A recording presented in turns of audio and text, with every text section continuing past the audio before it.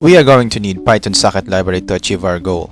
We need a variable input that will read an IP or domain, so int equals raw input. To convert an IP to its equivalent domain, we have to dom equals socket.getHost by addr, then the input. Okay, then we print dom now. So print dom. We are going to test this program. This is a YouTube IP. Okay, there's the output. Conversely, to convert a domain to its equivalent IP, we need maintain the input variable right there.